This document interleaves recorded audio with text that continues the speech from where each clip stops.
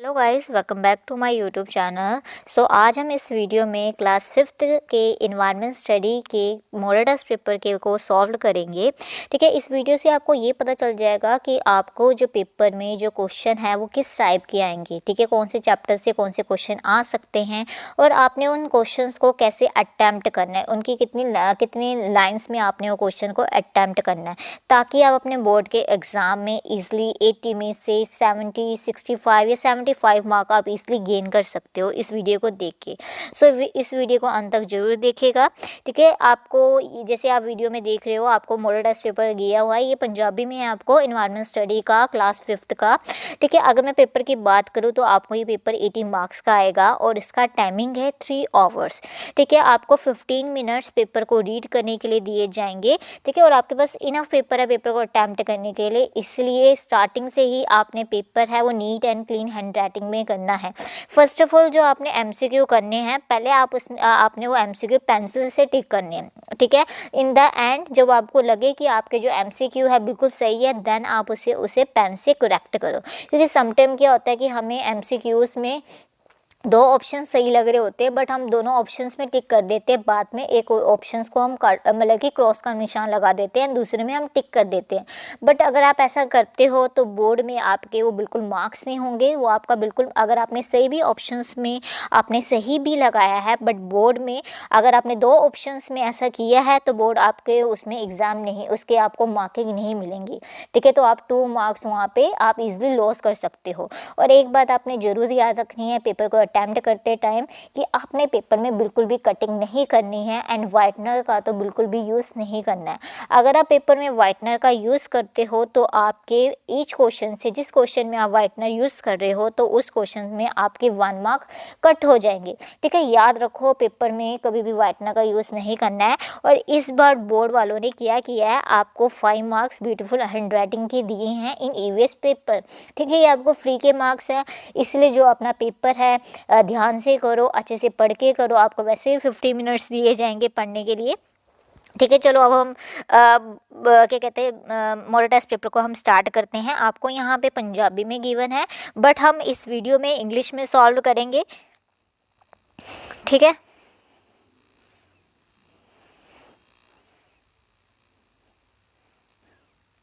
ठीक है, first part है आपका एमसीक्यू है, पार्ट है टिक द, जिसे हम टिक द करेक्ट ऑप्शन भी कहते हैं। ये आपको कितने मार्क्स का आएगा, 40 मार्क्स का आएगा। 20 आपसे एमसीक्यू पूछे जाएंगे और एक एमसीक्यू कितने मार्क्स का है, 2 मार्क्स का है। ठीक है, फर्स्ट है people coming from other state for works are called dash. जो पर्सन है दूसरे स्टेट से काम करने के लिए आते हैं उसे हम क्या कहते हैं। हमें ऑप्शन क्या गिवन है, नेटिव, रिच पीपल, माइग्रेंट्स, आदिवासी। तो हमारा इसका आंसर क्या होगा, माइग्रेंट। क्योंकि जो पर्सन दूसरे स्टेट से काम करने के लिए आते हैं उसे हम क्या कहते हैं, माइग्रेंट कहते हैं। ये आपने चैप्टर नंबर 2 में इसके बारे में आपने पढ़ा होगा। ठीक है, क्वेश्चन नंबर 2 है मिल्क इज कार्ड। मिल्क को हम क्या कहते हैं, a good diet, a bad diet, a balance diet या हार्मफुल डाइट। तो मिल्क क्या होता है, एक बैलेंस डाइट होता है, एक कंप्लीट डाइट होता है। ठीक है, क्वेश्चन नंबर 3 है look at the picture given below, look at the given picture which game do they depict. आपको नीचे एक पिक्चर गिवन है, आपने उस पिक्चर को देख के बताना है कि वो कौन सी गेम को डिपिक्ट कर रहा है, कौन सी गेम को दर्शा रहा है। ठीक है, ऑप्शन है आपको हॉकी, सेकंड है बैडमिंटन, सी है आपको फुटबॉल एंड डी है आपको क्रिकेट। तो अगर आप देखो तो पर्सन है जो एक, मतलब कि जो फिगर है उसमें पर्सन के हाथ में क्या है, बैडमिंटन है और वो क्या है, रैकेट है। ठीक है, वो शटल को मार रहा है, तो हमारा आंसर क्या होगा, बैडमिंटन। ठीक है, क्वेश्चन नंबर 4 है which game fair is called the village Olympic. कौन से गेम फेयर को हम विलेज ओलंपिक कहते हैं, तो वो कौन सा आएगा आपका, किला रायपुर। इसका आंसर क्या होगा आपका, किला रायपुर।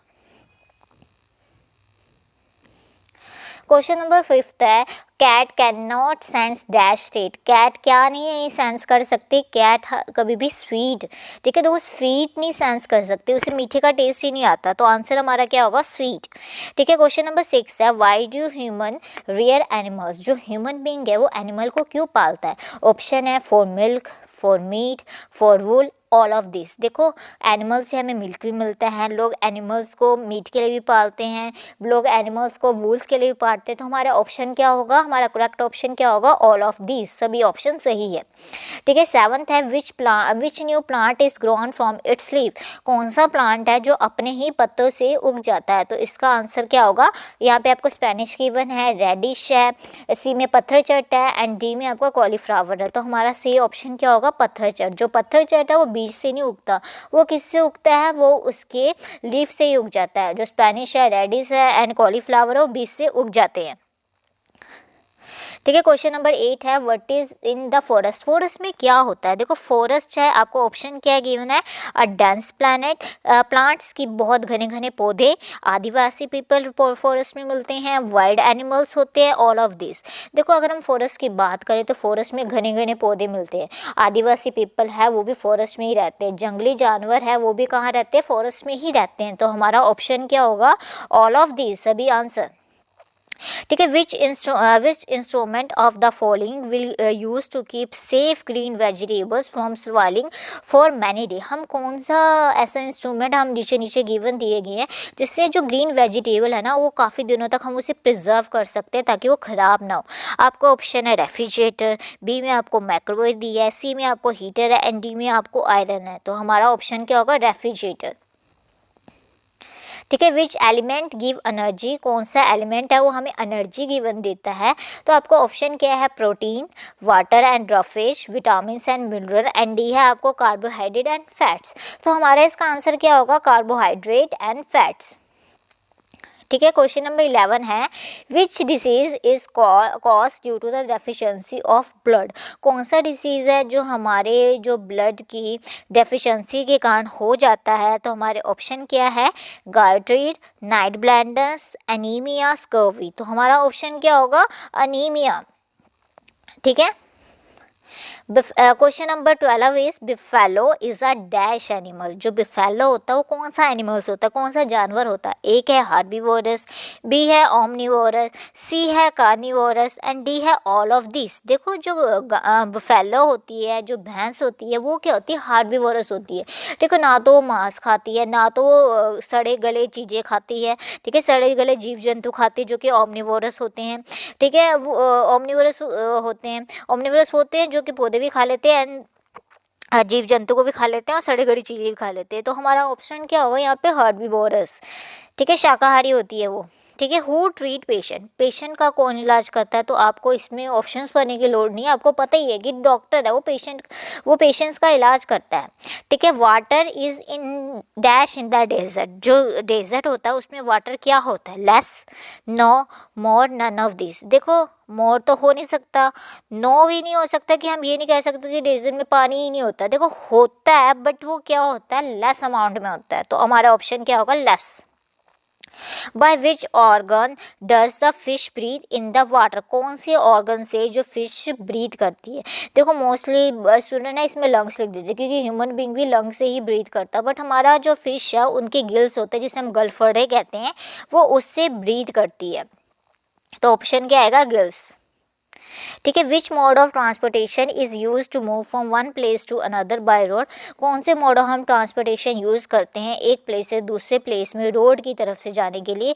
हमारे ऑप्शन है ट्रेन, बी है बस, सी है बोट एंड डी है शिप। देखो ट्रेन भी नहीं रोड में चलती, ना बोट चलती है, ना शिप चलती है। तो हमारा आंसर क्या होगा, बी, बस। ठीक है, इन विच डिस्ट्रिक्ट ठीक है, in which district the Victoria Memorial clock tower is situated. आपके ऑप्शन है जलंधर, बी है आपको अमृतसर, सी है होशियारपुर एंड डी है आपको फरीदकोट। हमने चैप्टर 21 ग्लिम्स ऑफ पास्ट में आपको जो चैप्टर के इंट्रोड्यूसिंग में ही आपको विक्टोरिया मेमोरियल जो क्लॉक टावर है उसको आपको पिक्चर शो की गई हुई है, उसमें आपको उसके डिटेल में बारे में बताया गया है। तो आपके ऑप्शन क्या होगा, फरीदकोट। ठीक है, plant observe dash from the air to prepare their food. Plant हवा से क्या ऑब्जर्व करते हैं अपना फूड बनाने के लिए।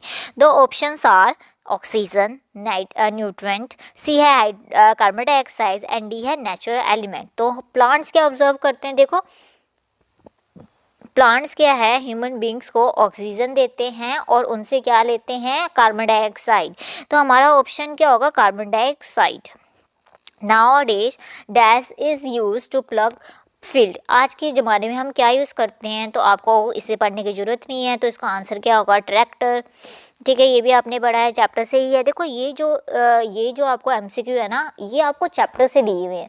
Chapter it means some MCQ है जो आपके बैक एक्सरसाइज से है, बहुत कम है, और बाकी जितने भी एमसीक्यू है ना आपके यहाँ पे, ये मोस्टली आपको चैप्टर के अंदर से बनाए हुए हैं। तो चैप्टर रीड करना बहुत ही ज़्यादा इंपॉर्टेंट है। अगर आपने चैप्टर अच्छे से पढ़ा है, इवन अगर आपने क्वेश्चन आंसर अच्छे से पढ़े हैं, तो भी आप ये जो एमसीक्यू आप इजीली अटेम्प्ट कर सकते हो। इसीलिए चैप्टर को अच्छे से पढ़ो, ठीक है, उसे अच्छे से रिवाइज करो, क्वेश्चन आंसर भी अब अच्छे से पढ़ो, ठीक है। सम एमसीक्यू तो फिलिंग द ब्लैंक से बनाए हुए हैं इन्होंने, ठीक है। अब लास्ट है आपका MCQ, to conserve environment and harmful disease the farmer should, ठीक है। इन्वायरमेंट को बचाने के लिए और लोगों को हार्मफुल डिसीज़ से बचाने के लिए फार्मर को क्या करना चाहिए, केमिकल फार्मिंग करनी चाहिए, ऑर्गेनिक फार्मिंग करनी चाहिए, इंक्रीज फॉरेस्ट की कटिंग कर देनी चाहिए, और इरिगेशन में सिंचाई बंद कर देना चाहिए। तो हमारे ऑप्शन क्या होंगे, ऑर्गेनिक फार्मिंग। फार्मर को ऑर्गेनिक फार्मिंग करनी चाहिए, ठीक है। ऑर्गेनिक फार्मिंग मीन्स जिसमें हम कोई भी केमिकल्स का यूज़ नहीं करते हैं, ठीक है। जो हम फर्टिलाइज़र यूज़ करते हैं, पेस्टिसाइड जो हम यूज़ करते हैं, वो ह्यूमन बीइंग के लिए हार्मफुल तो है ही है, बट वो हमारे सॉइल को भी क्या कर रहे हैं, डिस्ट्रॉय कर रहे हैं, हमारे इन्वायरमेंट को भी डिस्ट्रॉय कर रहे हैं। हम जो फार्मर्स है, जो पराली जलाते हैं, उससे हमारा इन्वायरमेंट बहुत ज़्यादा पोल्यूटेड होता जा रहा है, ठीक है। अब सर्दियों में जो इतनी ज़्यादा फॉग समटाइम क्यों होती है, समटाइम उसमें जो 10 to 20% जो फैक्टर्स है ना, वो फार्मर्स के द्वारा परालियाँ जलाई जाए कारण भी है। इसीलिए जो फार्मर्स को क्या करना चाहिए, एक तो ऑर्गेनिक फार्मिंग करनी चाहिए, ठीक है, और ऐसे मेथड यूज़ करने चाहिए ताकि वो एनवायरनमेंट को प्रोटेक्ट कर सके। नाउ मैच द कॉलम है, ठीक है, ये बहुत ज़्यादा इजी है। देखो आपको ये बुक से ही है, ये आपके मैच द कॉलम, बट इन्होंने जो उसके ऑप्शन है ना, वो थोड़े बहुत चेंज कर दिए, ठीक है। देख जैसे कि आपको कीपिंग कॉल लिखा हुआ, कीपिंग कॉल की जगह आपको जो, अगर मैं चैप्टर की बात करूँ तो वहाँ पे इसमें रेफ्रिजरेटर लिखा हुआ, तो बच्चे कंफ्यूज हो जाते हैं इसमें। और कीप इन ऑयल है, उसमें ऑयलिंग लिखा हुआ आपके चैप्टर, अगर आप चैप्टर आपने अच्छे से पढ़ा हो तो उसमें ऑयलिंग लिखा हुआ है, ठीक है। तो आपने मतलब कि घबराना नहीं है, एमसीक्यू को देख के, आपके chapter sorry match the column को देख के आपने घबराना नहीं है, ये आपके चैप्टर से ही है, ठीक है। पार्ट बी है आपको मैच द कॉलम है, ये आपको 5 मार्क्स के आएंगे, ठीक है। फर्स्ट मैच है आपका मिल्क। मिल्क को आप कैसे प्रिजर्व करोगे, मिल्क को उबाल के, रेफ्रिजरेटर तो बाद में करोगे, फर्स्ट आपका आएगा उबाल के। मिंट लीव, मिंट के लीव को आप क्या करोगे, ड्राई करोगे। मुरब्बा ऑफ आंवला, उसमें आप एडिंग शुगर डालोगे, ठीक है। पिकल ऑफ लेमन, जो लेमन का चार है, उसमें आप क्या करोगे, ऑयलिंग डालोगे, ठीक है। जामुन एंड ग्रेप्स को आपको क्या रखोगे, ठंडा रखोगे, कीप कोल्ड रखोगे, ठीक है। Now next is mind map, ठीक है। माइंड मैप में क्या है, आपको seeds which are use to eat, ये चैप्टर नंबर 8 से है कि कौन सा सीड है आप जो खाने के लिए यूज़ करते हो। तो मैंने इसमें लिखा हुआ है jeera, melon, sunflower, wheat, pumpkin seed. इसकी जगह आप और भी लिख सकते हो बहुत सारे, तिल seed, flax seed, rice seed, ठीक है। आप ये कुछ भी ऑप्शन लिख सकते हो, आपको जो सीड आपको याद रहते हैं, आप कोरिएंडर सीड, ठीक है, आप उसके नाम लिख सकते हो जिसको आपकी स्पेलिंग सही से आपको याद हो। नाउ पार्ट सी है, जो आपके क्वेश्चन आंसर है, ये आपको 5 क्वेश्चन पूछे जाएंगे, 5 मार्क्स के हैं, और ये 5 मार्क्स का एक क्वेश्चन है, तो टोटल कितने मार्क्स का, ये आपको 25 मार्क्स का है। The first question is, what are the reason behind the declining number of house sparrow? जो स्पैरो के घर है ना, वो कम क्यों होते जा रहे हैं, उसका आपने रीज़न बताना है। The main reason for declining the number of house or sparrow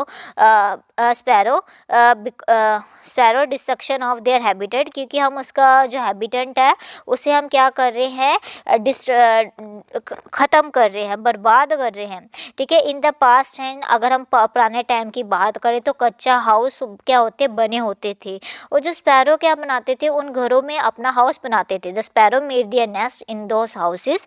अगर हम आज की बात करें, नाउ डेज की बात करें, वर्तमान की बात करें, तो house are build with cement. जो हाउस है सीमेंट्स एंड ब्रिक की हेल्प से बनता है, और जो स्पैरो को क्या है, वहाँ पे सीमेंट्स एंड ब्रिक के हाउस में अपने नेस्ट बनाने के लिए कोई जगह नहीं मिलती है। ठीक है। Now next is question number 4, name all the nutrient present in the balance diet. कौन कौन से न्यूट्रिएंट है जो बैलेंस डाइट में प्रेजेंट होते हैं, उसका आपने नेम बताना है। तो मैंने नेम लिखे हैं यहाँ पे, fats, protein, vitamin, carbohydrate, minerals, water, fibres. ठीक है, ये आपके जो मेन न्यूट्रिएंट्स होते हैं एक बैलेंस डाइट में मजबूत मतलब कि प्रेजेंट होते हैं।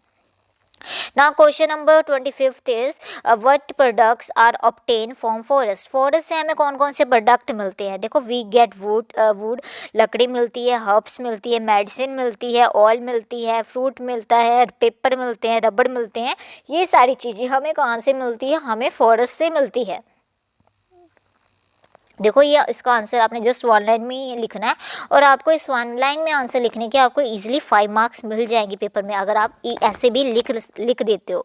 ठीक है, अगर आप इससे मतलब कि लाइन में बनाना चाहते हो तो आप लिख सकते हो, we get wood from forest, we get herbs from forest, we get medicine from forest, we get oils from forest, we get fruits from forest, we get paper from forest, या paper provide fruits forest provide us food, forest provide us medicine. आप ऐसे line बना के भी लिख सकते हो, आप ऐसे भी लिख सकते हो, तब भी आपको प्रॉपर पूरे मार्क्स मिलेंगे। नाउ क्वेश्चन नंबर 26 है जिसमें आपको इंटरनल चॉइस दी गई है। फर्स्ट क्वेश्चन है, right the name of 2 things that float on water. 2 चीज़ें बतानी है जो पानी पे तैरती है, या फिर आपने ये क्वेश्चन अटेम्प्ट करो, right any 2 international level game. देखो, इसमें क्वेश्चन में आपको कुछ नहीं लिखना है, इतना ईजी क्वेश्चन है। अगर आप ये क्वेश्चन अगर आपने चैप्टर अच्छे से पढ़ा है तो आपको ईजिली पता चल जाएगा कि कौन सी चीज़ें या पानी पे फ्लोट करती है। ठीक है, आपने जस्ट 2 थिंग्स के नेम लिखने हैं, उस 2 थिंग्स के नेम लिख के ही आपको 5 मार्क्स मिल जाएंगे। बट याद रखो, वो आपने पूरा सेंटेंस बनाना। आपने ये, अगर आप सिंपल ये लिख दोगे, would, ship, oil and apples and sponge, तो आपको आंसर मिलेंगे, बट आपको फुल आंसर नहीं मिलेगा। अगर आप ऐसे लाइन बना के लिखते हो, the thing which float on water are wood, ship, oil, apple and sponge, तो आपको 5 में से 5 मार्क्स मिल जाएंगे।